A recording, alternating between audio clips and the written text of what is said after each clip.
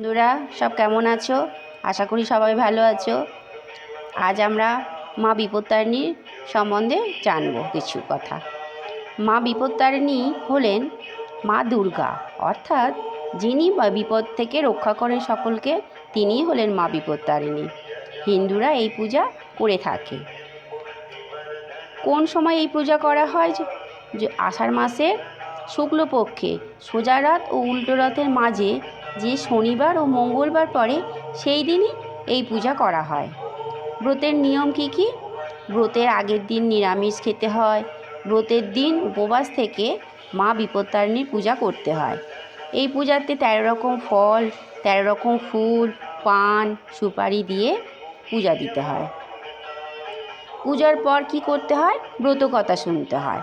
13টি দূর্বা দিয়ে লাল সুতার মধ্যে 13টি গিঁট বেঁধে একটা ডোর তৈরি করতে হয়। সেই ডোর ছেলেরা ডান হাতে পড়ে আর মেয়েরা পড়ে বাম হাতে। এরপর পূজার প্রসাদ খেয়ে 13টি লুচি দিয়ে নানা রকম তরি তরকারি ও মিষ্টি খেতে হয় সকলকে। আর কি করতে হয়? এক আসনে বসে খেতে হয়। সেই খাওয়ার সময় কারোর সঙ্গে কথা বলতে নেই। এবার চলো আমরা ব্রত কথাটা শুনি। ব্রত কথা। পুরাকালে নারদ ঋষি বেড়াতে বেড়াতে একদিন কৈলাসে গিয়ে উপস্থিত হলেন। সেখানে শিব ও দুর্গাকে প্রণাম করে ঋষি জিজ্ঞাসা করলেন, প্রভু, আপনি তো মঙ্গলময় আর সব রকম মঙ্গলের কারণ। এখন বলুন তো, কী ব্রত করলে মানুষ সব রকম বিপদ থেকে মুক্তি পেতে পারে? নারদের কথা শুনে মহাদেব বললেন, যে স্ত্রীলোক বিপত্তারিণীর ব্রত করে সে সব বিপদ থেকেই উদ্ধার পায়।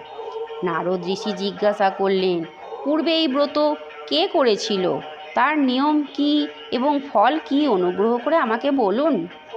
নারদের মুখে এই কথা শুনে মহাদেব বলতে লাগলেন, পুরাকালে বিদর্ভ রাজ্যে একজন সত্যনিষ্ঠ রাজা ছিলেন। তার স্ত্রীও ছিলেন নানা গুণসম্পন্না। ঘটনাচক্রে একদিন এক চামারের বউয়ের সঙ্গে তার পরিচয় হলো। লুকিয়ে লুকিয়ে তারা অনেক জিনিসপত্র দেওয়া নেওয়া করতে লাগলো।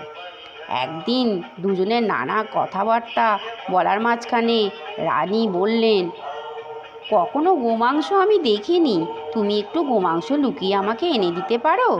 রানীর কথা মতো চামারও একদিন একটু গোমাংস বেশ ঢাকাঢুকি দিয়ে এনে রানীকে দিয়ে গেল এবং রানীও সেটা নিজের ঘরে লুকিয়ে রাখলেন। ক্রমে কথাটা রাজার কানে গিয়ে উঠল এবং রাজা খুবই রেগে গেলেন। পরক্ষণেই তিনি অন্তঃপুরে গিয়ে রানীকে বললেন, তোমার ঘরে তুমি কী লুকিয়ে রেখেছ? শিগগির আমাকে দেখাও, তা না হলে তোমার গর্দান যাবে। এই রকম রাজার রাগ দেখে রানীর খুব ভয় হলো। কাঁপতে কাঁপতে রানী বললেন, আমার ঘরে নানা রকম ফলমূল আর ফুলই আছে প্রভু। রাজাকে এই কথা বলার পর রানী মনে মনে মা দুর্গাকে খুব ডাকতে লাগলেন। রানী মনে মনে বললেন, মা বিপত্তারিণী, আমি আজ খুব বিপদে পড়েছি, আমায় আশ্রয় দাও মা, এই বিপদ থেকে উদ্ধার করো মা, আমি সারা জীবন তোমার ব্রত পালন করব। রানীর প্রার্থনায় দেবী সন্তুষ্ট হয়ে অভয় দিয়ে বললেন, তোমার স্তবে আমি সন্তুষ্ট হয়েছি। তোমার ঘরে যা ছিল সেটা এখন সব ফল মূল হয়ে গেছে। এখন সেগুলো তুমি রাজাকে গিয়ে দেখাও, রাজা খুবই সন্তুষ্ট হবেন। মা দুর্গার কথা মতো রানী ঘরে গিয়ে দেখলেন যে চুবড়িতে গোমাংসের বদলে রয়েছে 1 রাস ফলমূল। রানী তখন সব এনে রাজাকে দেখালেন আর রাজাও খুব সন্তুষ্ট হলেন। ক্রমে রানী ওই ব্রত করতে লাগলেন ও অনেক সুখ ভোগ করে দেহত্যাগের পর স্বর্গে চলে গেলেন।